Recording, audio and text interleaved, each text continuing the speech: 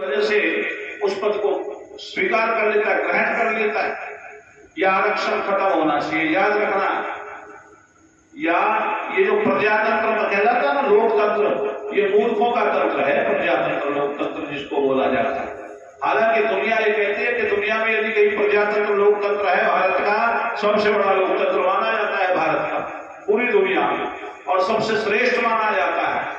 लेकिन हम जो यहाँ बैठे भुगत रहे हैं ना इसको, हमें इससे ज्यादा कोई मूर्खता का परिचय नहीं मिल पाया है कि ये लोकतंत्र मूर्खों का राज्य है। मूर्ख लोग लोकतंत्र चलाते हैं। प्रजातंत्र यहाँ होता है वो एक अलग चीज है। ये जान ही नहीं पाया आज तक प्रजातंत्र लोकतंत्र में क्या थोड़ा सा डिफरेंस है, ये समझ नहीं पाए। लेकिन हम फिर भी इस विषय में आगे बढ़ गए हैं। और मैं महामती चाणक्य के अर्थशास्त्र को आप लोगों के बीच में 3 बातें रख रहा हूं, फिर अगली बात करूंगा। विनाश का कारण बता रहा हूं क्या है इस देश का। 3-4 विनाश के कारण मैंने बताए, पतन के कारण बताए। एक कारण और सुन लीजिए आप, इसके विनाश का कारण क्या है। चाणक्य कहता है कि जनता को राजा 3 चीजें मुफ्त में देवे, 3 चीजें, और कोई भी चीज फ्री ना दे, बिल्कुल कोई मुफ्त ना दे, सबका मूल्य लेवे। 3 चीज फ्री दे। पहला क्या है? शिक्षा, फ्री होनी चाहिए। दूसरा क्या है? चिकित्सा। और तीसरा क्या है? न्याय। ये 3 चीजें फ्री दे दे जनता को, और कुछ फ्री की आवश्यकता नहीं है। यहाँ की भारत की जनता को हराम की खाने की आदत होगी, हराम की खाने की आदत होगी। और वो कैसे बना दी? बिजली का बिल एक व्यक्ति ने भरा नहीं कई साल से, और बिजली के जो अधिकारी हैं वो कहते हैं आकर के कि तुम्हें छूट दी जा रही है, भर दो। कितनी छूट है कि आधी दे रहे हैं, आधा भर दो, क्योंकि कई साल तुमने भरा नहीं, और दे दो आधा। आधा छूट गया उसका, उसको छूट दे दी जिसने भरा नहीं, जो बेईमान है, जो बैठा है पैसा लिए सरकार का, उसको छूट दे दी। और जो प्रत्येक महीने बिल दे रहा है वो ईमानदार व्यक्ति, उसको क्या दिया सरकार ने मुझे पता, उसको पेनल्टी देगी। यदि वो ना भरे तो क्या करेंगे? तो ये मूर्खों का राज्य नहीं है तो किसका राज्य है? एक आदमी बेईमान, उसको बढ़ावा दिया जा रहा है कि तुझे छूट दे रहे हैं। अरे नालायक, उसको यदि 25% की छूट दे रहा है तो कम से कम जो भर रहा है उसको 50% की छूट दे, ताकि दूसरे लोगों का कल आए कि मैं पैसा जमा करूं। और जब एक ने भरा नहीं है और उसे छूट मिल गई तो दूसरा जो ईमानदार है वो कल बेईमान बनेगा। मोटी सी बात है। ये जो किसान है ना भारत का, ये बहुत ईमानदार था। पहले समय पर वर्षा होती थी, मेरी उम्र कोई ज्यादा नहीं, मैंने वो समय देखा है। बूढ़ों से पूछो जो बैठे हैं, क्या अनाज उठाते थे उस समय, पानियां लगा दी जाती थी खेत में, और महीनों लग जाता था गेहूं खाने में। कोई वर्षा नहीं होती थी, कोई बारिश नहीं होती थी, किसान आराम से अनाज को उठाता है। इधर मैंने पकती है, इधर वर्षा का मौसम बन जाता है। इसके पीछे कारण परमात्मा नहीं है, इसके पीछे कारण हमारे अपने कर्म हैं, हमारे अपने अमाल हैं, हमारी अपनी गलतियां हैं। आज किसान भी बेईमान होता जा रहा है। किसान ये चाहता है तुझे बिजली फ्री मिले, तेरे जो कर्जे हैं वो माफ हो जाए, सारी चीजें वो यही चाहता है कि तुझे बिल्कुल कुछ करना ना पड़े तुझे। अब जिस देश का किसान बेईमान हो जाता है वो देश बचा नहीं करता है। याद रखना, किसान भी चाहता है फ्री मिले। अच्छा, जब सारी चीजें फ्री मिलेगी तो आएगी कहां से? इसीलिए चाणक्य को लिखना पड़ा अपने अर्थशास्त्र में कि 3 चीज फ्री करो, चौथी चीज कोई फ्री ना दो दुनिया को। और याद रखना, आज ही नहीं, ये सरकार है, ये तुम्हें इतना पागल बनाती है, चाहे वो बीजेपी हो चाहे वो कोई सी भी सरकार हो। ये मत समझना बीजेपी तुम्हारी बुआ की ज्यादा वो लगती है, बुआ की बेटी है ये, या मामा की लड़की है, ऐसा कुछ नहीं है। ये भी पक्के हैं, हरामी हैं सारे के सारे। वोट मैं भी इनको ही देता हूं, क्योंकि और से तो ठीक है भाई। एक आदमी 100 रुपए खा रहा है, ये 10 खा रहे, 20 खा रहे, खाए भी रहे। ऐसा ना समझ लो कि दूध के धुले बैठे सारे मोदी जी हैं और योगी जी हैं। ये 2 व्यक्ति मान के चले, जो नीचे बैठे हैं वो तो चाहते ही नहीं के रहे। ये तो पता नहीं परमात्मा की कृपा कैसे बन रही, बेईमानी में भी भरे पड़े। जहां जनता को फ्री राशन दिया जाता हो वो जनता क्यों करेगी? युधिष्ठिर हंस रहा है एक दिन बैठा हुआ, मुख पर चेहरे पर प्रसन्नता है। मुस्कुराहट है। भगवान कृष्ण आए, पूछा बड़े खुश हो युधिष्ठिर, क्या हाँ खुश तो होना ही है कि क्या बात है कि मैं प्रतिदिन 60,000 ब्राह्मणों को भोजन कराता हूं और आज भी मैं 60,000 ब्राह्मणों को भोजन करा के बैठा हूं। कृष्ण के चेहरे पर उदासी छा, मायूस हो गए कृष्ण। युधिष्ठिर ने देखा क्या बात है कृष्ण, मेरे से कोई गलती होगी? गलती? 60,000 ब्राह्मण तुमने बेकार कर दिए इस भारत के। क्यों? क्योंकि तुम फ्री खिला रहे हो, उन्हें करने की जरूरत नहीं, वो करेगी। तेरे काम ले इनसे काम, तब इनको भोजन ले। बिना काम लिए किसी को भोजन देना, ये उसकी आदमियत को, उसकी शक्ति को, उसकी नीति को, उसकी नियति को नष्ट करने की बात है। वो आदमी ही नहीं रहता, वो तो हराम की खाने की कोशिश करता है हर समय। और ये चाल है सरकार की। प्राइमरी विद्यालयों में आज भोजनालय खोल दिए गए हैं, विद्यालय नहीं रहे कोई। छोटे छोटे बच्चों के जहां किताबें होनी चाहिए, जहां स्लेट होनी चाहिए, जहां और चीजें होनी चाहिए, वहां प्लेट है। प्लेटें दी जा रही है, बच्चे कटोरी लेके जा रहे हैं, घर से चम्मच लेके जा रहे हैं। ये क्या है?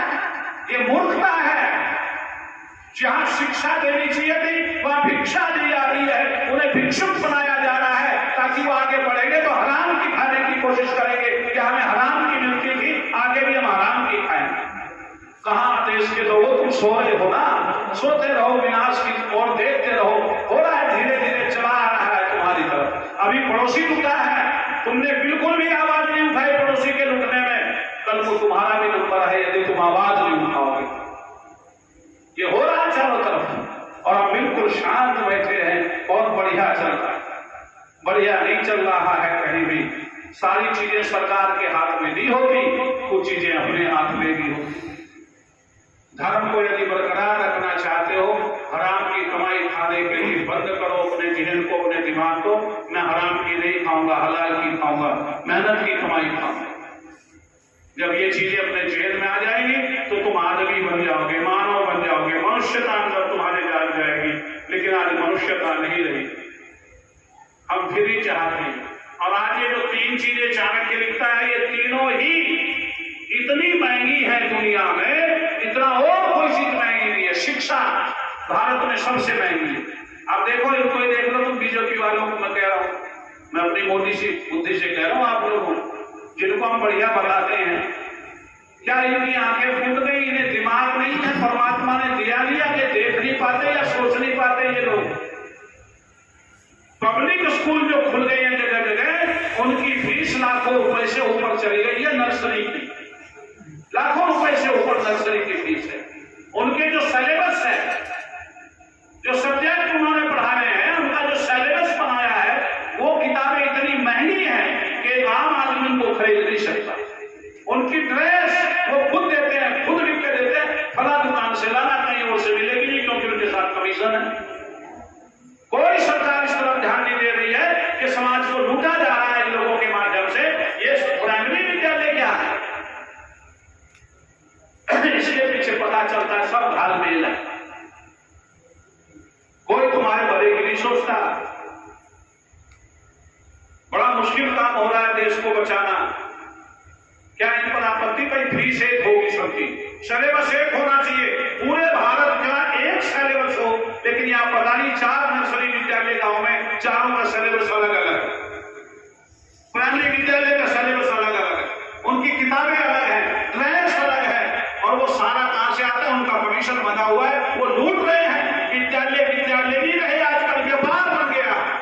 जो उन्हें पढ़ा रहे हैं वो टीचर अपनी जो उनकी शिष्या है, जिनको वो पढ़ाते हैं, उनके साथ उनके संबंध बने हुए हैं। जो बाप का दर्जा रखता था, आज वो उसकी हैसियत गिर चुकी है, वो चरित्रहीन हो गया है। अपनी उस बेटी को जो बेटी समझता, तो आज ये दुर्गति ना होती। वो मास्टर अपनी पुत्री के साथ में विवाह करने को तैयार। आज अध्यापक नहीं रहा, पहले अध्यापक थे, उनके अंदर अध्यापक के गुण थे, गुरु जी के गुण थे उनके अंदर। लेकिन आज नहीं रहा, आज तो टीचर है। और टीचर का मतलब है कि मैंने चाय चलवाने, चलने वाला, पीने वाला। पहले आचार्य होते थे, अध्यापक होते थे, लेकिन आज की स्थिति बदल गई। कहीं और नौकरी नहीं मिली तो प्राइवेट विद्यालयों में क्या पढ़ाएगा वो? और एक सबसे बड़ी बात, दुर्गति का कारण सुन लो। एक अध्यापक को मैंने देखा बीड़ी पी रहा, शराब भी पी रहा। मैंने कहा भले आदमी तू तो अध्यापक है। हाँ, उसने कहा कि मेरी अपनी कोई पर्सनल लाइफ भी है गुरुजी, पर्सनल लाइफ, मेरी अपनी स्वयं का भी जीवन है कोई, मैं उसे क्यों ना जीऊं, एंजॉय क्यों ना करूं मैं अपनी जिंदगी को।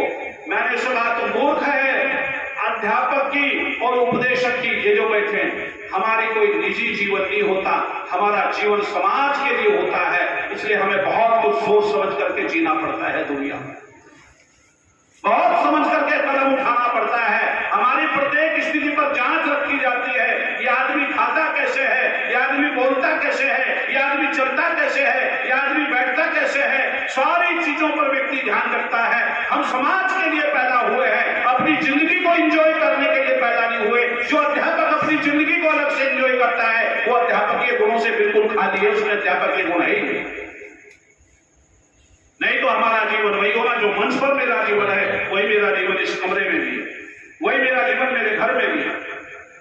हमारा कोई अलग से जीवन नहीं होता, क्योंकि समाज हमसे जीवन पाता है, समाज हमसे शिक्षा लेता है, समाज हमें देख करके चलता है। इसलिए हमारा बहुत कुछ सोचने विचारने के लिए होता है। तो आज कहां आप विचार कर रहे हो राष्ट्र को बचाने की बात करेंगे? क्या राष्ट्र का चिंतन हमारे पास हो पाएगा? ऐसा बिल्कुल नहीं होता। यदि हम लोग विचार कर ले, क्यों आज तो प्रजातंत्र है। और किसी ने बड़ा सुंदर पूछा, इंग्लिश में इसको डेमोक्रेसी कहते हैं, प्रजातंत्र को डेमोक्रेसी कहते हैं। इस देश की दुर्गति देखिएगा श्रीमान जी, कि जो व्यक्ति आईएएस है, भारत की सबसे बड़ी डिग्री है आईएएस, वो आईएएस एक अनपढ़ नेता के पीछे जो अंगूठा छाप है, जो विद्यालय में भी नहीं गया, उसके पीछे दुम हिलाता हुआ दौड़ता है आईएएस। जो उसको थामता है, जो उसको चलाता है, उस मूर्ख को, उसका कोई महत्व नहीं है। लेकिन महत्व किसका है? एक अनपढ़ व्यक्ति का महत्व है। तो इसीलिए हमें विचार करना पड़ेगा कि हमारे जीवन में किस प्रकार से हम आगे बढ़ेंगे। क्या सरकार हमें आगे बढ़ाएगी? क्या हमें स्वयं आगे बढ़ना पड़ेगा? क्या इस राष्ट्र को बचाने के लिए हमें स्वयं तैयार होना पड़ेगा? यह आवश्यक है। मैं आपको आज सलाह दे रहा हूं कि यदि आप राष्ट्र को बचाना चाहते हैं, अपने आप को बचाना चाहते हैं, तो हमें स्वयं तैयार होना पड़ेगा। ये जो ऊपर शीर्ष पर नेता बैठे हैं, कोई भरोसा नहीं किसी का कब तब्दील हो जाए। कुत्ते की पूंछ जैसे सीधी नहीं हो सकती ना, ऐसे नेता पर विश्वास नहीं किया जा सकता, क्योंकि पाठ पहला वही पढ़ाया जाता है। एक बच्चा नौजवान था और वो नए कपड़े डाल करके, बढ़िया नेता वाले खादी वाले कपड़े डाल करके और प्रतिदिन निकल जाता। पिता ने पूछा कहां जा रहे हो? कई दिन से देख रहा हूं तुम कपड़े पहनते हो बढ़िया और निकल जाते हो। उसने कहा पिताजी मैं नेतागिरी सीख रहा हूं। पिताजी बड़े समझदार थे, उन्होंने कहा नेतागिरी सीखने तो हमसे सीख ले। उन्होंने कहा तुमने कहा नेतागिरी सीख ली? क्या हम जानते हैं भाई नेतागिरी, हमसे सीख। उसने कहा अच्छा चलो सिखाओ। उसने कहा पहला पाठ पढ़ाते हैं आज, पहला पाठ नेतागिरी का। कि ठीक है पिताजी, कि सीढ़ी लेकर के आओ। सीढ़ी ले आया, दीवार से लगा दो, दीवार से लगा दी कि चढ़ जाओ। बेटा ऊपर चढ़ गया। पिता ने सीढ़ी हटा ली और कहा कूद जाओ। उसने कहा पिताजी ये कौन सा पाठ है? ऊपर से कूदूंगा तो हड्डी पसली एक हो जाएगी, टूटेंगी टांगे भी, कहीं चोट आ सकती है। उसने कहा मैं तेरा बाप हूं, नीचे खड़ा हूं तो ऊपर से ऊपर पकड़ लूंगा, अभी मेरे में हिम्मत है, चोट नहीं लगने दूंगा मेरे बेटे, मैं कसम खाता हूं कि तुझे चोट नहीं लगने दूंगा, तू कूद जा। जब वो कूद गया विश्वास करके तो बाप पीछे हट गया, वो नीचे धड़ाम से चोट लगी खूब बढ़िया। उसने कहा पिताजी ये धोखा कि सबसे पहला पाठ कि राजनीति में अपने बाप पे भी विश्वास मत करना है। पहला पाठ अपने पिता में भी विश्वास मत करो राजनीति में। यदि मां पर विश्वास किया होता तो संजय गांधी ना मरता। किसने मारा? इंदिरा गांधी ने सोचा तेरा पत्ता कट जाएगा इसलिए जीवित रहा। बहुत कम लोगों को पता है, इसलिए हम आप लोगों को बता रहे हैं कि सारा दिन ये मत सोचा करोगे कि बीजेपी तुम्हें बचा लेगी। स्वयं अपने आप चिंतन करो, हम बचेंगे नहीं, और तुम्हारे बचने के वैसे आसार नहीं है। हिंदू कारण है उनका दस है सारे रेशो घटता जा रहा है तुम्हारा। तुम कह रहे हो कि जी एक का ही पेट पालना मुश्किल है। अरे वो कहां से पाल रहे हैं 10-10 का पेट? तुम्हारे पास तो 100-100, 50-50, 10-10 बीघे जमीन है, उनके पास तो कुछ भी नहीं है, वो 10-10 को कैसे पालेंगे? तुम पे नहीं पड़ते तो किस पे पड़ेंगे? और तुम्हारा रेशो घटता जा रहा है, तुम मरने के कगार पे हो। तुम बनाओ महल, खड़ी कर दो हवेली, बहुत ऊंची हवेली खड़ी कर दी करोड़ों रुपए लगा करके, बेटा एक। अरे उसके लिए तो 2 कमरे बहुत थे, क्या जरूरत थी इतनी बड़ी हवेली खड़ी करने की? लेकिन ना, तुमने संतान बनाना बंद कर दिया, मकान बनाना शुरू कर दिया। और वो हंस रहे हैं कि बनाओ हिंदुओं मकान, ये काम तो हमारे ही आएंगे। कहां राष्ट्र की बात करोगे? बड़ा मुश्किल हो जाता है। अपने जहन को साफ करो, बुद्धि को साफ करो, तैयार हो जाओ। वेद कहता है कि कम से कम 10 पुत्र होने चाहिए।